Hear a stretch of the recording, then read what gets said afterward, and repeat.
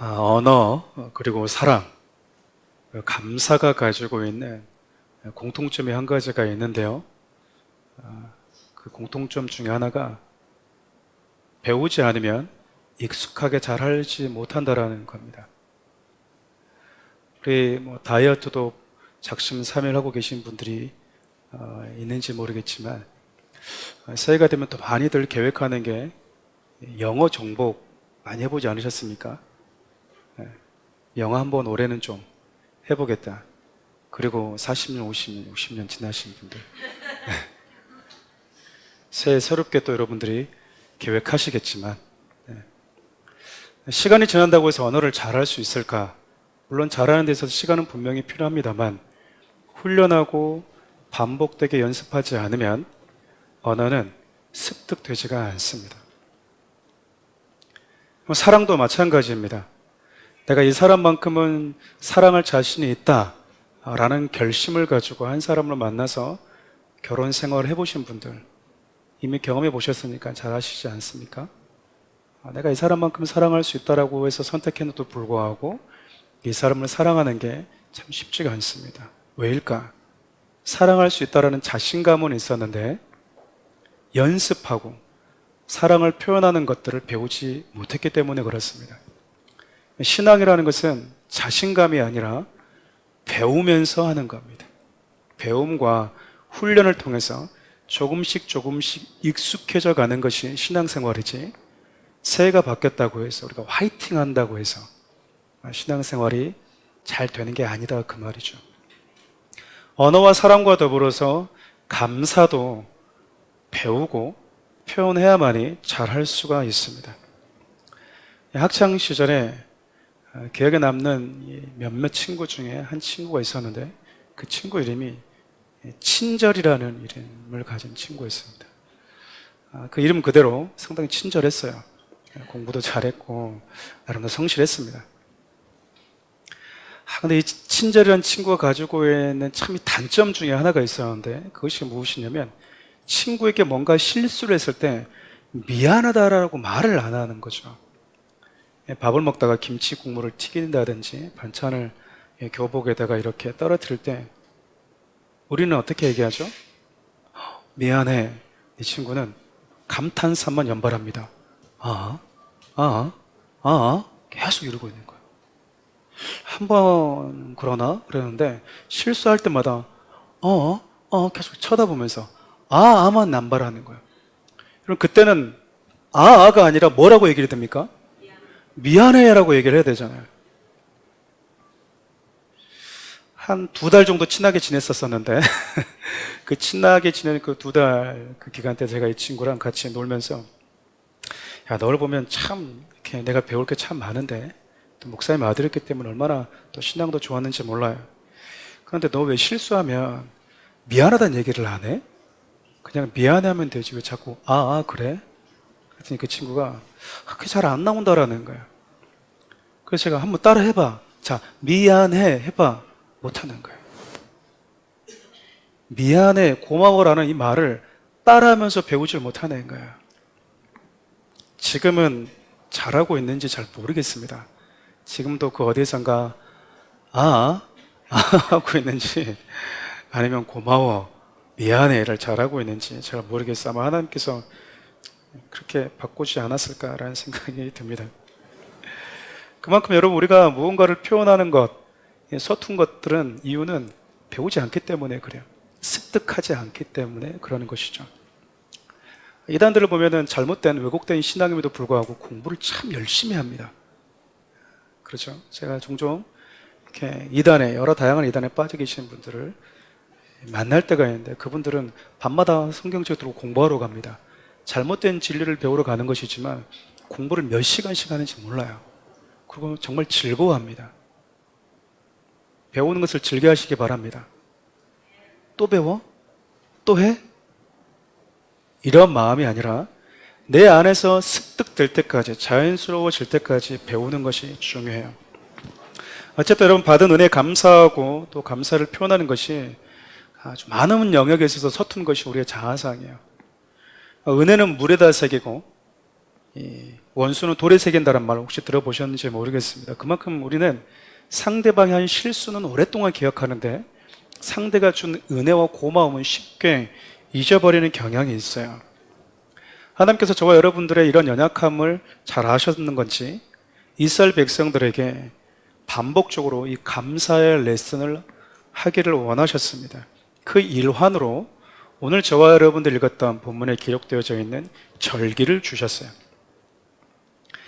절기가 가지고 있는 아주 많은 메시지 중에 분명한 것 하나는 하나님께서 우리에게 주신 그 은혜를 기억하고 받은 은혜를 감사함으로 표현하도록 하기 위한 가르침, 즉 레슨이 거기에 담겨져 있다는 겁니다.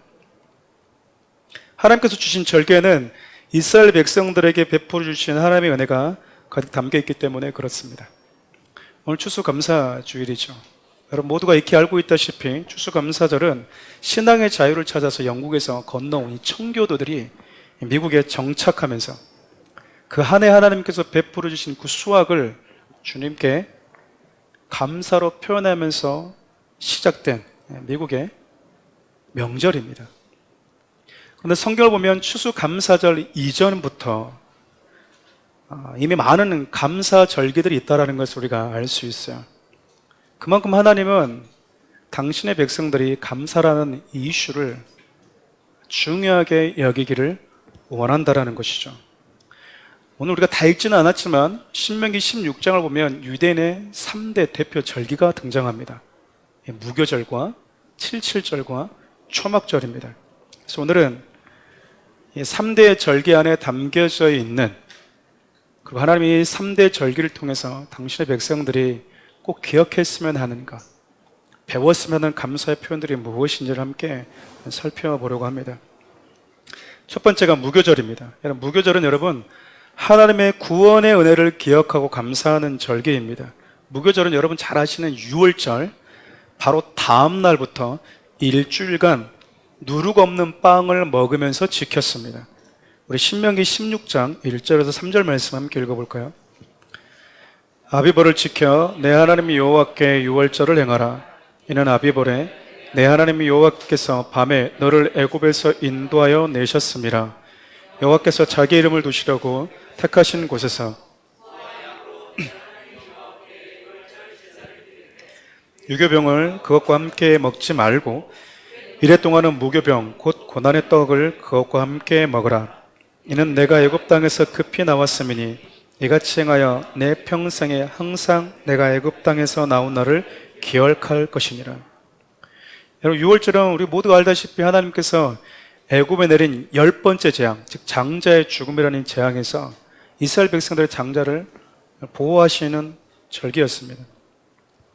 하나님께서 모세를 통해서 경고를 하시죠. 애굽에 있는 모든 장자는 내가 애굽 안으로 들어가서 다 거둬가겠다, 죽이겠다라고 하신 거예요. 근데 문제는 그 애굽 안에 이스라엘 백성들도 함께 살고 있었다라는 겁니다. 근데 하나님이 애굽의 장자는 다 죽이셨는데 이스라엘 장자는 살리셨어요. 죽이지 않으신 거죠. 분명히 하나님은 애굽에 있는 장자는 다 내가 죽이겠다, 그 생명을 취해가겠다라고 하셨는데 왜 하나님이 이스라엘의 장자는 보호하셨을까? 혹시 그 이유가 무엇인지 기억이 나십니까?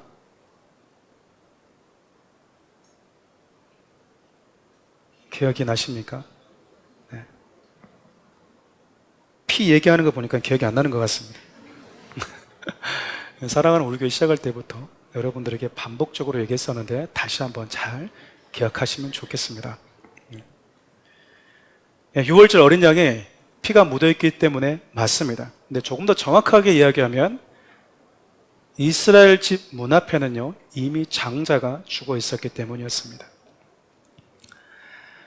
애굽에는 장자가 그대로 살아있었던 반면 이스라엘 집 문 앞에 이스라엘 장자로 상징되어지는 유월절 어린 양이 피 흘려서 죽어 있었기 때문에 더 이상 이스라엘 장자들에게 손을 댈 이유가 없었던 것이죠. 그 유월절 어린 양, 우리를 위해서 대신해서 죽어주신 그분이 누굽니까? 예수 그리스도입니다. 여러분, 유월절이 저와 여러분들에게 주는 메시지는 분명해요. 하나님이 애굽 안으로 들어오셨던 것처럼 마지막 날 우리 예수님이 다시 한번 들어온다라는 거예요.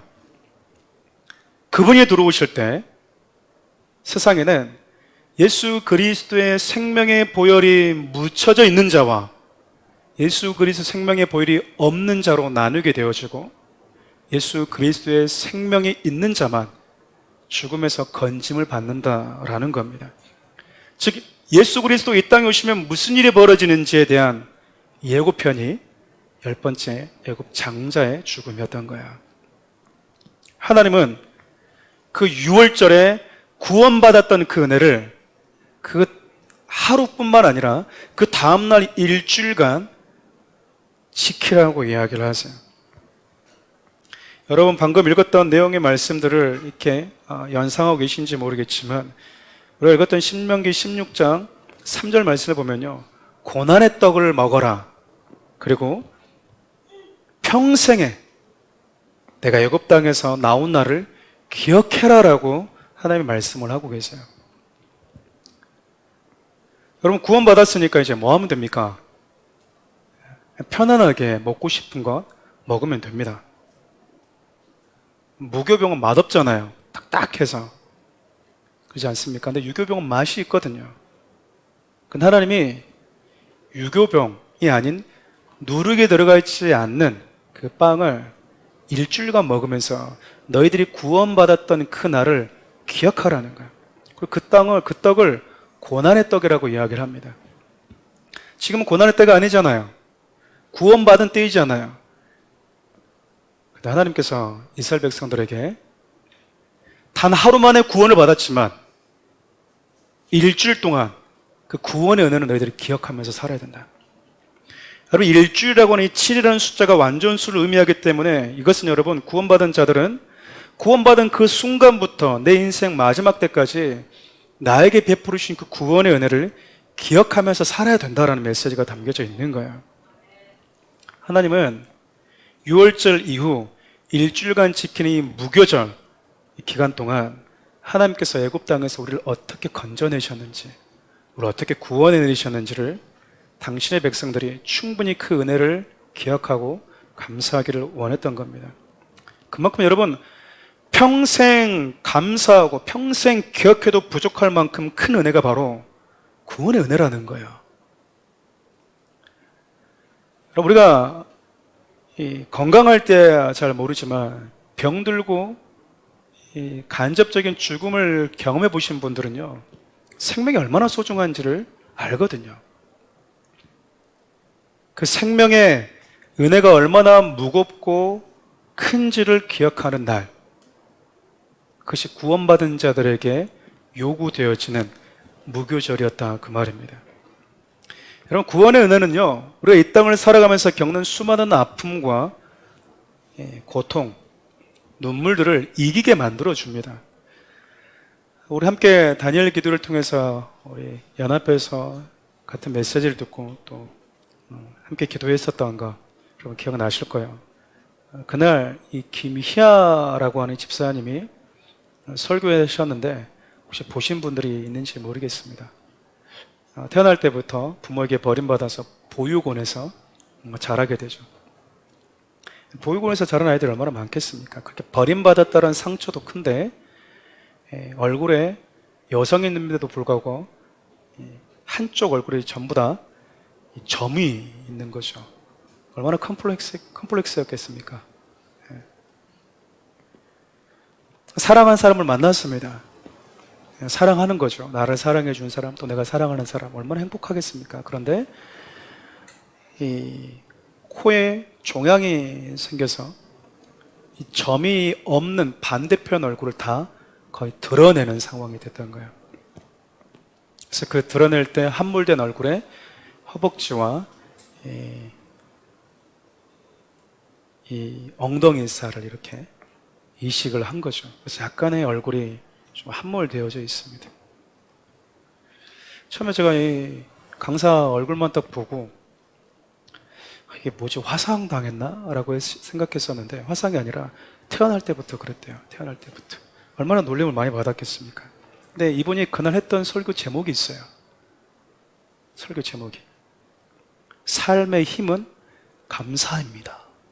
삶의 힘이 감사입니다. 자기가 이렇게 살 수 있었던 그 힘이 나를 구원해 주신 하나님의 그 은혜에 대한 감사였다라는 거예요. 버림받은 아픔도 큰 거죠. 태어날 때부터 나는 왜 이렇게 태어났을까라고 하는 내 몸에 있는 컴플렉스도 상처입니다. 얼마나 많은 눈물을 흘렸겠습니까? 근데 그가 지금껏 살아갈 수 있는 힘은 나에게 베풀으신 그 은혜에 대한 감사였다라는 거예요. 그분 앞에서 우리가 감사하지 못하다고 말할 수 있는 자가 누가 있을까라는 질문을 제 스스로에게 해봤어요. 근데 그분이 한 걸음 더 나아가서 자기를 보육원에다가 두고 갔던 어머니를 만나고 싶어 하는 거야. 어머니를. 안 만나고 싶지 않겠어요? 평생 증오하면서 살아도 모자랄 판인데 어머니를 보고 싶어 했던 것이죠. 그가 어머니를 보고 싶어 했던 이유는 딱 한 가지였습니다.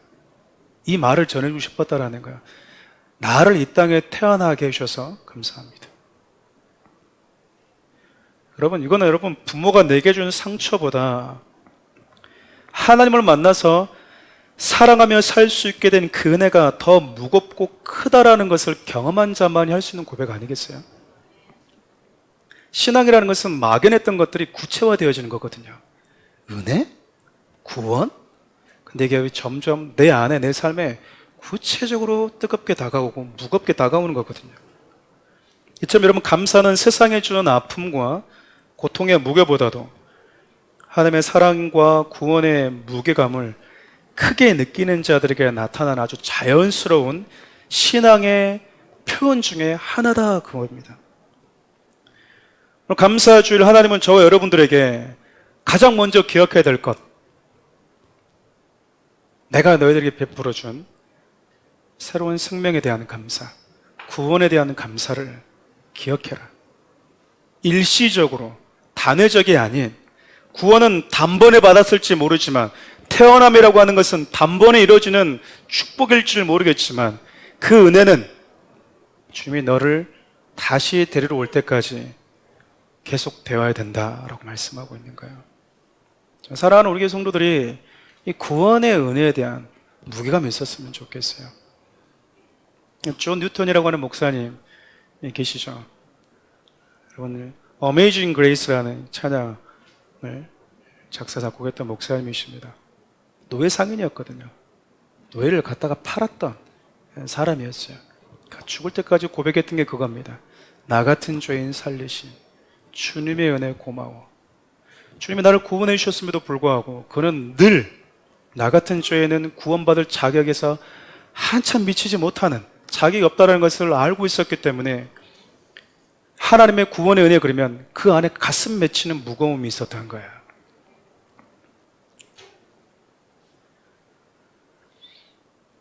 무교절 다음으로 두 번째 하나님이 이스라엘 백성들에게 지키라고 했던 절기가 바로 77절입니다. 77절은 앞서 언급했던 그 무교절과는 조금 다른 부분의 감사의 메시지가 담겨져 있어요. 무교절은 유대인의 첫 달인 니산월이라고 하는데요, 15일부터 21일까지 일주일간 지키거든요. 그 무교절 안식일 바로 다음 날 이스라엘에서 가장 먼저 수확되는 곡식단, 오메르라고 하는데, 이 곡식단을 가지고 성전에다가 드리는 날을 초실절이라고 합니다. 그 초실절 다음 날부터 49일을 카운팅해요. 그 절기가 바로 77절입니다. 그리고 나서 50일이 되면 오순절로 지키죠. 여러분, 어찌되었든 보리의 첫 수확부터 49일은요 이스라엘 민족에게 아주 중요한 날입니다. 왜냐하면 이 기간에 보리를 포함해서 밀과 같은 대부분의 곡식들이 추수되기 때문에 그렇습니다. 근데 문제는 이 기간 이스라엘 백성들이 살고 있는 그 땅의 기후가 가장 불안정하다라는 거예요. 우리나라도 장마 기간이 있듯이 이 기간이 가장 날씨가 변화무쌍하다고 합니다. 지중해에서 불어오는 북서풍과 사막에서 불어오는 따뜻한 남동풍이 적절하게 불어줘야만이 결실할 수가 있기 때문에 그래요. 남동풍만 불어도 안 되고요. 지중해 북서풍만 불어도 안 됩니다. 그래서 하나님이 첫 번째 곡식단을 드리는 초실절 그 다음날부터 지키라는 이야기는 하나님이 49일 이후에도 이렇게 풍성한 곡식단을 가지고 주님께 드릴 수 있게 해주십시오 라고 하는 간절함이 묻어 있는 거예요. 49일이 지나야 됩니다. 그래서 하나님이 초실절 다음부터 49일까지는 하루하루를 카운팅하라라고 얘기를 하세요. 신명기 16장 9절 말씀 함께 볼까요? 7주를 셀지니 곡식의 낫을 되는 첫날부터 7주를 세어 하루하루 디데이 하면서 49일 동안 지키는 날이 77절입니다. 왜 그렇게 하루하루 디데이 하면서 카운팅 하면서 보내야 됐을까? 그만큼 간절한 기간이라는 거야. 하나님께서 이날 날씨와 기후를 어떻게 이 땅 가운데 베풀어 주시느냐에 따라서 풍성함이 결정되는 절기이기 때문에 그렇습니다. 사랑하는 우리 성도 여러분, 그냥 비가 오는 것 같죠? 그냥 날씨가 따뜻한 바람이 불어오는 것 같죠? 우리가 살아가면서 너무 익숙하고 또 당연하다고 생각하는 모든 것들이 하나님의 보호하심과 그분의 돌보심의 결과라는 것을 여러분 믿으십니까? 여러분, 하나님께서 이스라엘 백성들에게 주신 그 땅, 그 가나안 땅은요, 진짜 하나님만 바라봐야 되는 땅인 거야. 가나안 땅이 가지고 있는 매력은 풍성함이 아닙니다. 좀 긴 내용이지만 우리 신명기 11장 10절부터 17절까지 한 목소리 함께 읽어볼까요? 내가 들어가 차지하려는 땅은 내가 나온 애굽 땅과 같이 아니하니 거기에서는 너희가 파종한 후에 발로 물대기를 치수밭에 댐과 같이 하였거니와 너희가 건너가서 차지할 땅은 산과 골짜기가 있어서 하늘에서 내리는 비를 흡수하는 땅이요 내 하나님 여호와께서 돌보아 주시는 땅이라. 연초부터 연말까지 내 하나님 여호와의 눈이 항상 그 위에 있느니라. 내가 오늘 너희에게 명하는 내 명령을 너희가 만일 청종하고 너희 하나님 여호와를 사랑하여 마음을 다하고 뜻을 다하여 섬기면 여호와께서 너희의 땅에 이른 비, 늦은 비를 적당한 때에 내리시리니 너희가 곡식과 포도주와 기름을 얻은 것이요 또 가축을 위하여 들에 풀이 나게 하시리니 내가 먹고 배부를 것이라. 너희는 스스로 삼가라. 두렵건대 마음에 미혹하여 돌이켜 다른 신들을 섬기며 그것에게 절함으로 여호와께서 너에게 진노하사 하늘을 닫아 비를 내리지 아니하여 땅에 소산을 내지 않게 하심으로 너희가 여호와께서 주신 아름다운 땅에 속히 멸망할까 하노라. 여러분들이 보시기에 애굽 땅과 가나안 땅, 이 두 땅 중에서 어떤 땅이 농사짓기에 좋은 땅인 것 같습니까? 어떤 땅일 것 같습니까? 네, 가나안 땅은 애굽 땅에 비교가 안 됩니다. 우리는 가나안 땅 그러면 젖과 꿀이 흐르는 땅이라고 배워서인지 마치 그 땅은 에덴 동산과 같지 않을까? 맞습니다. 에덴 동산과 같은 의미가 있어요. 조금 이따가 제가 설명해 드릴게요. 에덴 동산과 같은 땅이 아닐까? 부족함 없는 땅이 아닐까라는 막연한 생각이 있거든요. 근데 여러분, 가나안 땅은 애굽 땅에 비해서 농사짓기 아주 부적합한 땅입니다. 농사짓기로 할 것 같으면 여러분, 애굽만한 땅이 없는 거예요. 애굽은 나일강이라고 하는 젖줄기가 있어서 땅이 비옥했지만 충분히 모든 땅에 물을 언제든지 공급할 수 있는 땅이었습니다. 방금 우리가 읽었던 것처럼 가나안 땅은 비를 흡수하는 땅이래요. 농사짓기에는 적합하지 않은 땅이다, 그 말입니다. 씨앗을 심고 나서 나일강에 물을 퍼왔던, 공급받았던 애국과 달리 이스라엘은요, 씨를 심으면 하늘 쳐다봐야 되는 땅이에요. 하나님, 북서풍이 조금 불어야 됩니다. 이제 남동풍이 불어줘야 됩니다. 하나님, 이제 이른 비가 좀 와야 됩니다. 하나님, 이제 이쯤에서 늦은 비가 한 번 더 와줘야 됩니다. 가나안 땅이 가지고 있는 매력이 바로 이겁니다. 하나님의 눈이 있는 곳, 하나님이 돌봐줘야만이 결실할 수 있는 땅이라 그 말이에요. 순종할 때는 내가 너희에게 이른 비와 늦은 비를 주겠다라고 말씀하셨어요. 그럼 너희들이 만약 하나님을 떠나면 하늘이 닫히고 비가 멈출 것이다. 그 땅이 가나안 땅이다. 왜 하나님이 수많은 땅들 중에서 이 가나안 땅이라고 하는 이 지정학적으로 왜 여기를 줬을까? 이 땅이 기후적으로나 지리학적으로 그런 땅이기 때문에 그래요. 정말 풍성한 땅이라기보다는 하나님을 바라보면 셀 수 없는 풍성함이 주어지는 땅인 반면 하나님을 떠나면 가장 빈곤하게 살 수 있는 곳이 가나안 땅이에요.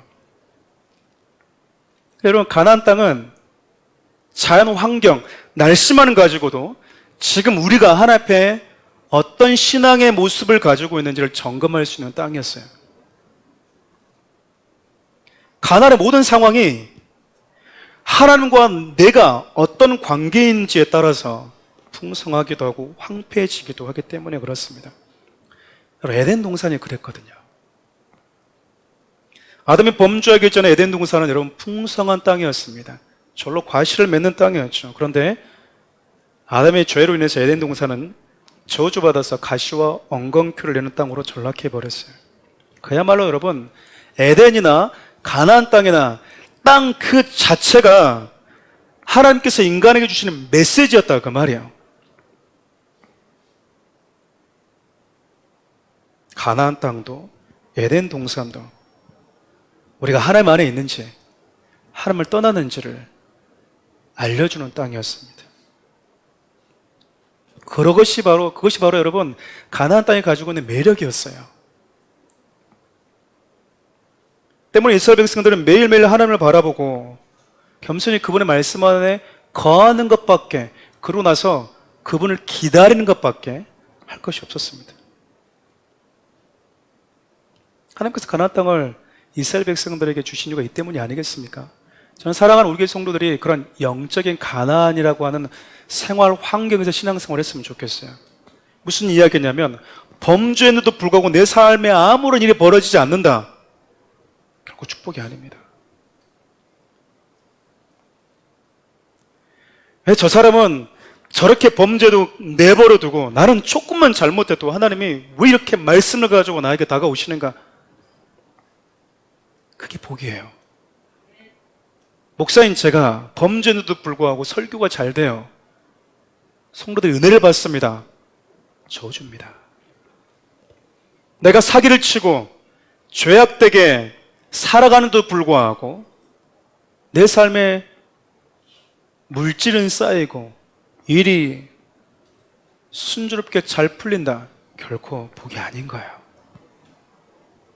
여러분 인생 가운데 여러분들이 가나안 땅에 살고자 하는 열망이 있다면 내 삶의 어떠함에 따라서 내 주위의 환경과 상황은 하나님의 메시지가 되어주어야 되는 것입니다.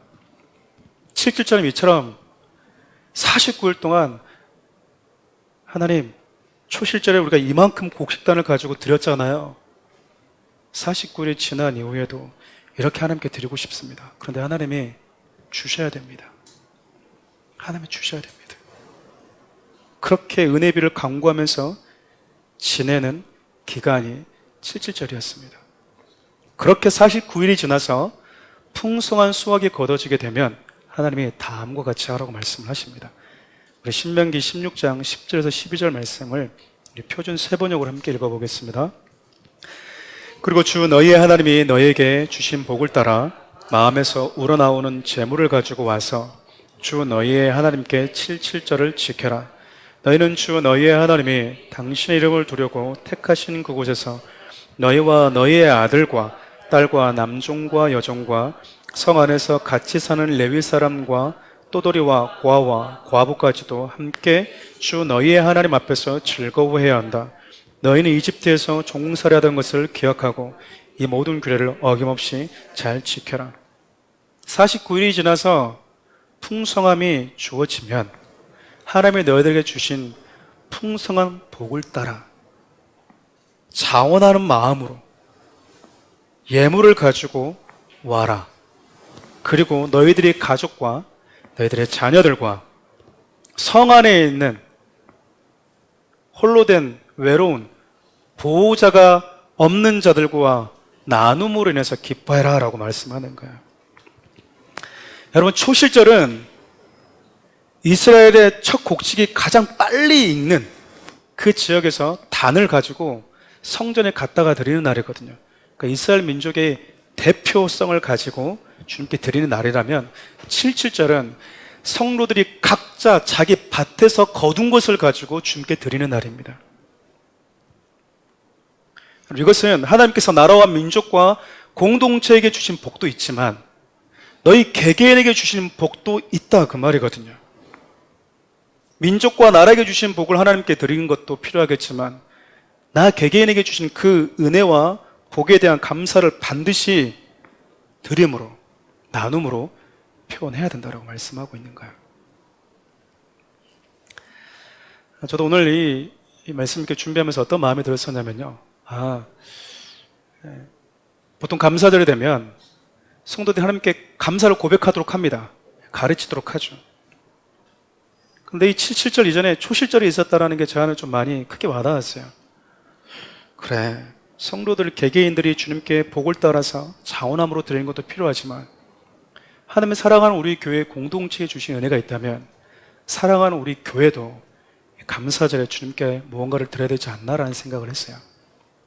그래서 리더들과 함께 고민하고 매년마다 감사절에 무언가를 주님께 교회적으로 드려야 되겠다라는 결심을 하게 됐습니다.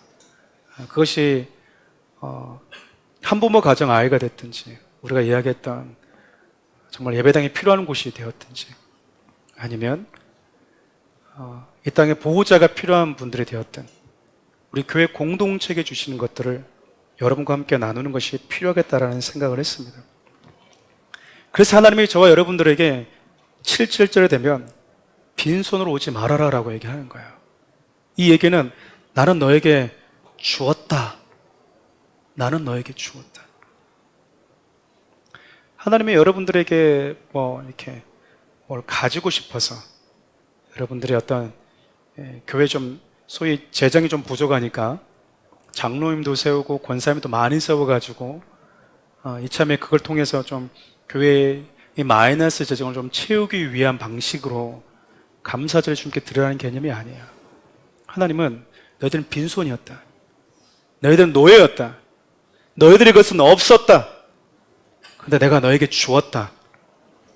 그 주었다라는 고백을 주님께 반드시 드림으로 고백해라라는 거예요. 그래서 제가 여러분들에게 추수감사절을 준비하십시오라고 한 달 전부터 얘기했던 게 바로 이것 때문입니다. 여러분 이참에 헌금 좀 많이 거둡시다. 그런 얘기 아니에요. 물론 그곳에는 헌금도 담겨져 있습니다. 나에게 주신 은혜가 과연 있나? 하나님 나에게 베풀어 주시는 풍성함의 은혜가 있지 않는가? 무엇일까? 그것을 하나님께 드리면서 그리고 공동체에 그것을 나누면서 그 신앙을 고백하는 날이 바로 77절인 겁니다. 마지막 장막절이라고 불리는 초막절입니다. 여러분, 초막절은 하나님께서 이스라엘 백성들을 인도하시고 먹이시고 입히시는 분임을 기억하고 감사하는 절기예요. 레위기 23장 41절에서 42절을 보면 초막절을 구체적으로 어떻게 지켜라 라고 하시는지 기록되어 있습니다. 함께 읽어볼까요? 너희는 매년 이래 동안 여호와께 이 절기를 지킬지니 너희 대대의 영원한 규례라. 너희는 일곱째 달에 이를 지킬지니라. 너희는 이래 동안 초막에 거주하되 이스라엘에서 난 자는 다 초막에 거주할지니. 초막절은 좀 다른 절기와 좀 독특한 풍습이 있는데 집 앞마당 또는 지붕에다가 초막을 짓는 거예요. 나뭇가지, 풀 이런 걸 가져와서 천막을 짓고 거기서 일주일간 지내는 절기입니다. 또 어떤 분들은 좀 이렇게 나는 광야 가서 지내려고 해서 광야로 나가서 일주일 동안 지키는 분도 종종 있다고 그래요. 이것은 여러분 하나님께서 자신의 손주들을 40년 동안 장막에 살면서 유랑했던 그 생활, 그때 하나님이 당신의 민족을 어떻게 보호하고 먹이고 입히셨는지를 기념하기 위한 날이에요. 우리 신명기 16장 13절 함께 읽어볼까요? 너희 타작마당과 포도주 틀에 소출을 거두어 드린 후에 이래 동안 초막절을 지킬 것이요. 이런 초막절이 되게 되면 이제 모든 한 해 농사가 다 끝이 납니다. 그러니까 창고에는 하나님이 1년 동안 주신 풍성한 곡식과 열매로 가득해요. 집 없는 서러움, 집 가전 보신 분들이 느끼는 기쁨이 있지 않습니까? 이스라엘 백성들은 집이 없었어요. 창고도 없었습니다. 광야에서 무슨 창고가 있습니까? 하루 주면은 그 만나 먹고 내가 보관해놔야지. 그러면 보관해놓은 만나는 다 썩어버렸는데, 매일같이 주신 만나를 먹으면 살았기 때문에 창고가 필요하지 않았어요. 근데 사람들이 뭔가를 모으면 이게 쌓여가는 즐거움이 있잖아요. 창고에 소출이 가득합니다. 근데 하나님이 그날 창고만 바라보도 기분이 너무 좋고 행복하고, 이렇게 많이 너무 좋아. 근데 하나님이 그거 보고 좋아하고 있는데 잠시 멈춰서 초막으로 나와라라고 말씀하고 있는 거예요. 왜 하나님이 기쁘고 좋은 날, 우리 소위 표현을 빌리자면 좀 김세게 초막절에서 일주일간 지나라고 했을까? 그 이유가 있었어요. 우리 신명기 8장 11절부터 14절 상반절 함께 읽어볼까요? 내가 오늘 내게 명하는 여호와의 명령과 법도와 규례를 지키지 아니하고 내 하나님 여호와를 잊어버리지 않도록 삼갈지어다. 내가 먹어서 배부르고 아름다운 집을 짓고 거주하게 되며 또 내 소와 양이 번성하며 내 은금이 증식되며 내 소유가 다 풍부하게 될 때에 내 마음이 교만하여 내 하나님 여호와를 잊어버릴까 염려하노라. 하나님이 염려하셔서 그래요. 당신의 백성들이 40년간 광야에 살다가 이제 가나안에 들어가서 살게 될 때 은금이 증식되고 양, 가축이 많아지고 소유가 풍부하게 될 때 혹시나 나를 잊어버리지 않을까 하나님이 염려했기 때문이었습니다. 사랑하는 우리 성도 여러분, 광야와 가나안의 차이가 있어요. 광야는 먹이고 입히신 분이 하나님이라는 사실을 부정할 수 없는 환경이에요. 이스라엘 백성들 때로 하나님을 원망하긴 했지만 왜 그랬냐면 하나님이 주지 않으면 먹을 수 없기 때문에 그랬던 거거든요. 하나님 주세요, 주세요. 물론 감사하면서 기대하는 마음으로 구했으면 좋으나, 그러나 그들이 원망했던 것도 하나님이 안 주면 우리는 살 수 없잖아라고 하는 볼멘 소리와 같거든요. 근데 가나안은 다릅니다. 가나안은요, 하나님이 광야와는 다른 방식으로 그들에게 주셨어요. 공급받는 방식이 달랐을 뿐 주신 분은 똑같았거든요. 문제는 가나안에서 얻어지는 것들이 하나님이 주신 것이 아니라 나의 수고와 노력으로 얻은 것이라고 많은 이들이 생각했다라는 거예요. 그래서 하나님이 너희들 초막절에 일주일 동안 살면서 내가 너희들을 광야에서 어떻게 먹이고 입혔는지 그거 먼저 기억해라. 그거 기억하고 저 풍성함 누려라, 그 말이거든요. 그 말은 나에게 하나님이 먹이시고 입히시는 분이라는 사실을 간과한 채 풍성함을 누리는 것은 그 풍성함을 주신 하나님의 마음을 간과한 것과 똑같다는 얘기 아니겠습니까? 하나님의 초막절 통해서 가르치고 싶었던 감사 레슨이 그거였어요. 그분의 은혜를 기억해라. 내가 너희들을 어떻게 먹였는지. 비록 가나안이라는 환경에서는 광야와 다른 환경이기에 내가 다른 방식으로 공급해 줄 뿐 그것을 주시는 분은 하나님이다라는 것을 절대 잊지 말아라. 사랑하는 우리 성도 여러분, 오늘 우리는 무교절과 77절 그리고 초막절이 우리에게 주는 감사의 메시지에 대해서 살펴보았습니다. 여러분 삶 가운데 하나님을 향한 감사의 고백과 표현이 많이 있는지 한번 돌아보시겠습니까? 우리는 날마다 하나님께 무언가를 달라고 요구합니다. 이 문제를 해결해 달라고 기도합니다. 그렇게 해야 됩니다. 왜냐하면 우리는 오늘도 내일도 그분이 주시는 은혜가 있어야지 살 수 있는 존재이기 때문에 그래요. 그러나 오늘 나에게 필요한 은혜, 내일 필요한 은혜를 간구하기 이전에 주님이 지금껏 나에게 어떤 은혜를 주셨는지 기억하는 것이 우선이다, 그 말이에요. 하나님 오늘 유대인들이 지키는 3대 절기를 통해서 저와 여러분들이 감사하는 이 마음을 회복하기를 원하세요. 아니, 좀 더 적극적으로 감사를 배우고 훈련하고 표현하기를 원하십니다. 아까 제가 약간 여러분께 웃으면서 얘기했던 친구 얘기를 했지만 감탄사만 연발하는 것이 아니라 실질적으로 감사의 표현을 주님께 드리기를 원하세요. 생각해보면 하나님의 사랑하는 우리 교회에 참 많은 것들을 주셨습니다. 그렇지만 저와 여러분 개개인에게도 우리 주님은 많은 것들을 주셨습니다. 그 주신 분을 향해서 우리가 할 수 있는 감사는요, 드림과 나눔으로 표현되어져야 됩니다.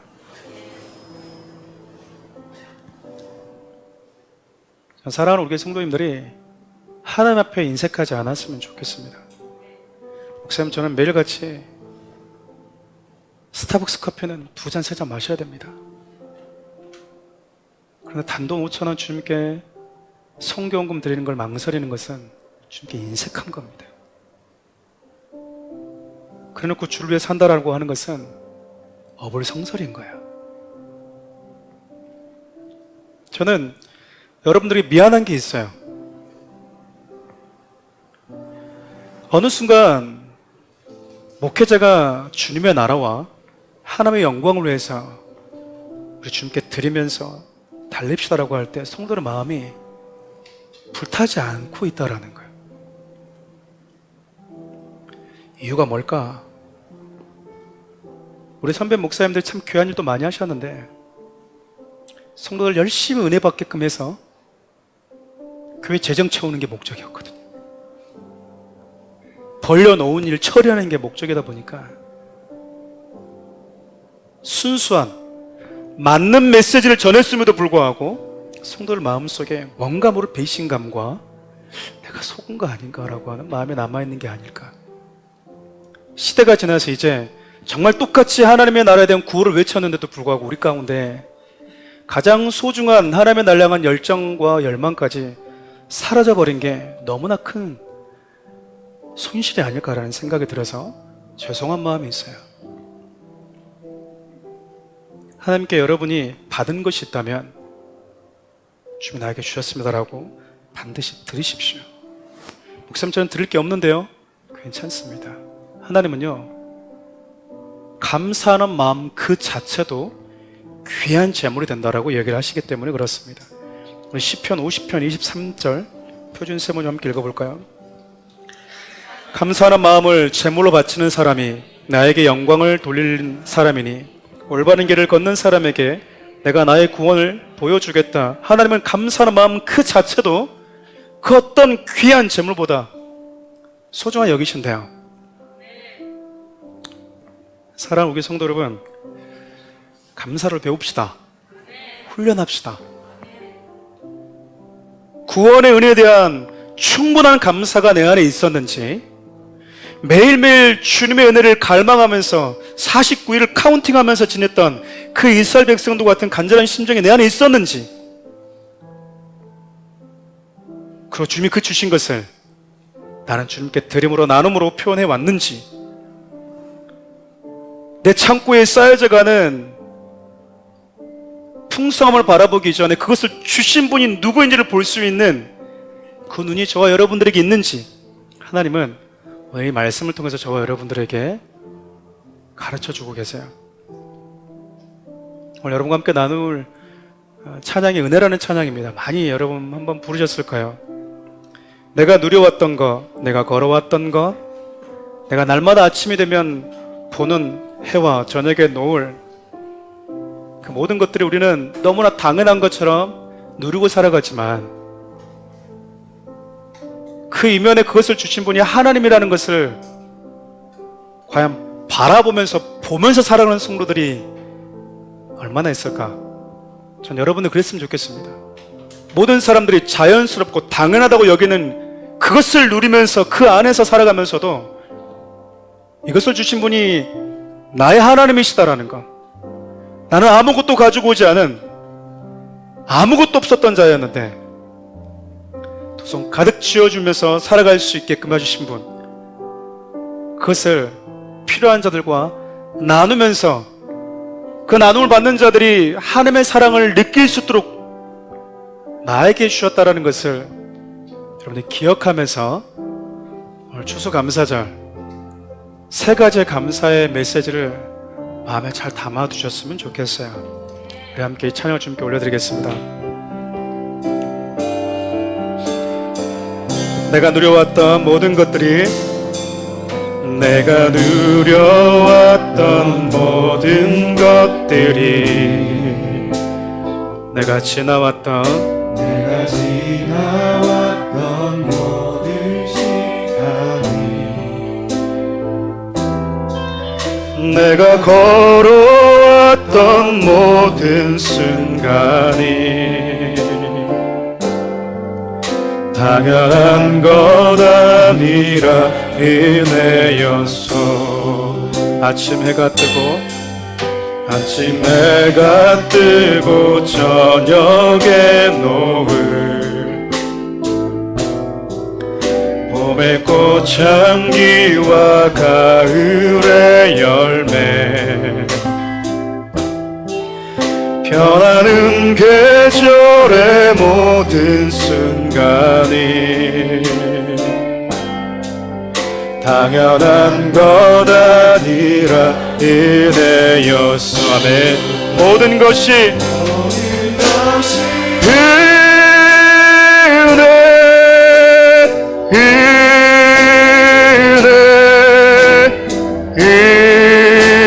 은혜, 한없는 은혜, 내 삶에 당연한 것 하나도 없었던 것을, 모든 것이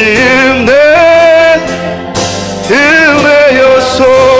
내가 이 땅에 태어나 사는 것, 내가 이 땅에 태어나 사는 것, 어린아이 시절과 지금까지,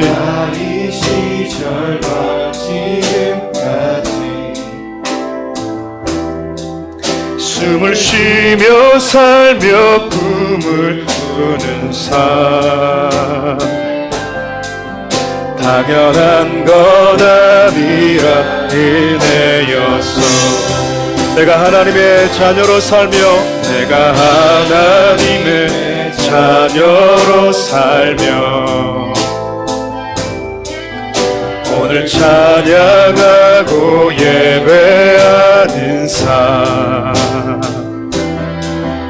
복음을 전할 수 있는 축복이 당연한 것 아니라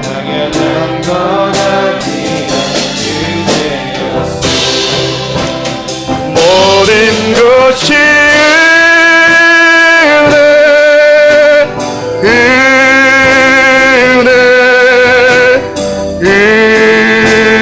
은혜, 한없는 은혜, 내 삶에 당연한 것 하나도 없었던 것을, 모든 것이 이 모든 것이 은혜, 모든 것이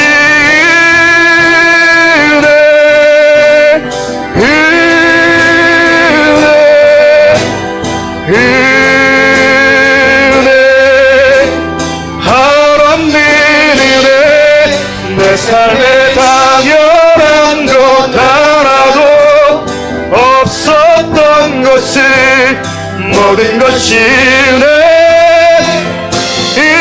다시 한번 모든 것이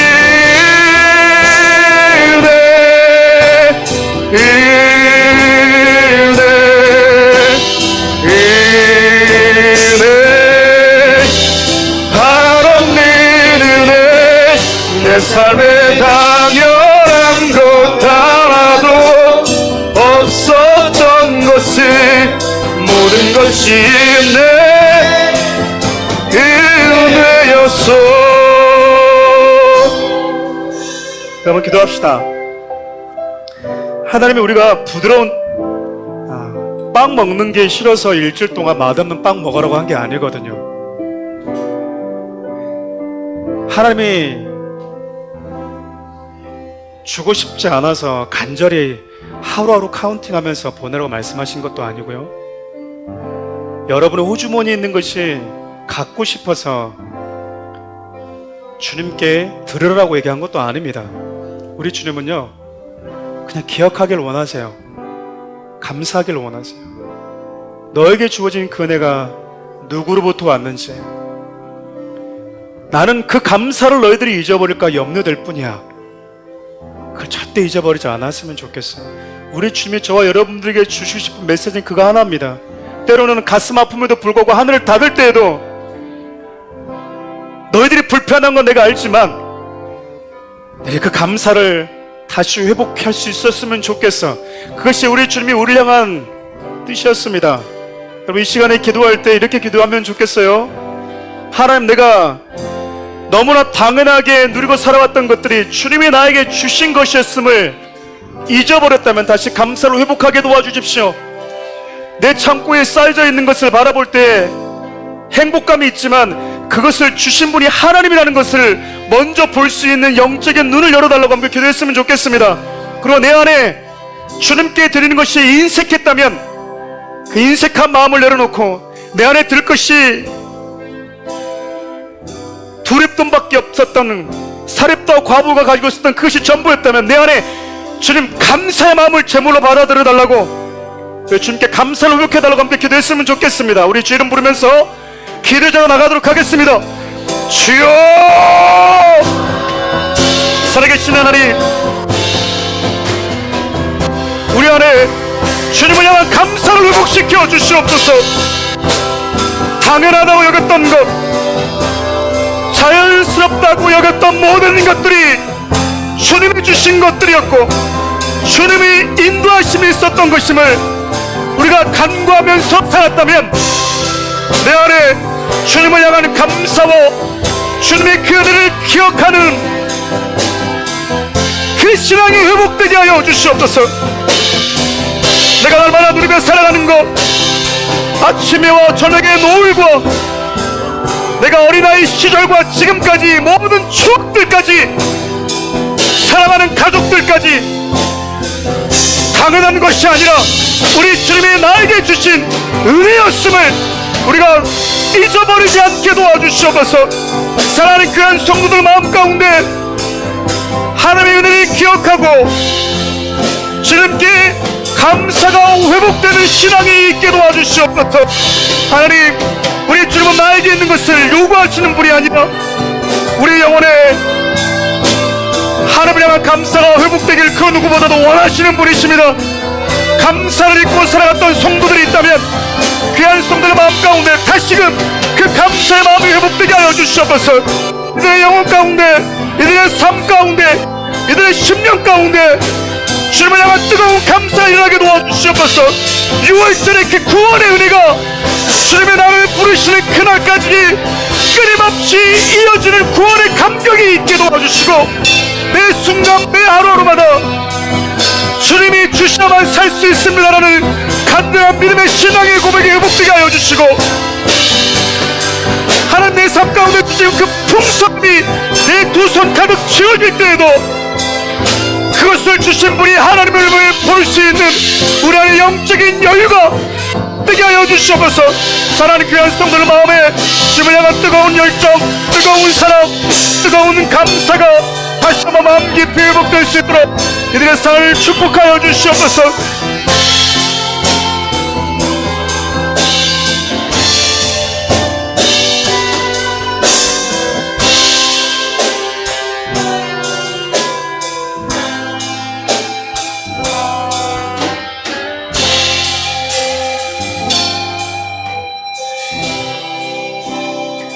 모든 것이 은혜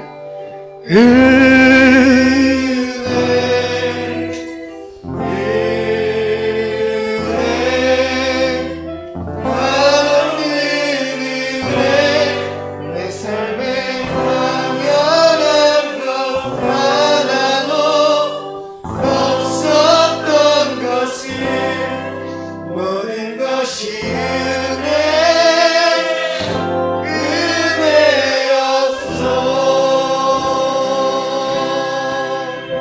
살아계신 하나님, 우리의 삶을 에워싸고 있는 수많은 것들, 우리가 하나님을 만나면서 알게 된 것이 있습니다. 아직 하나님을 알지 못하는 자들이 보지 못하고 있는 것,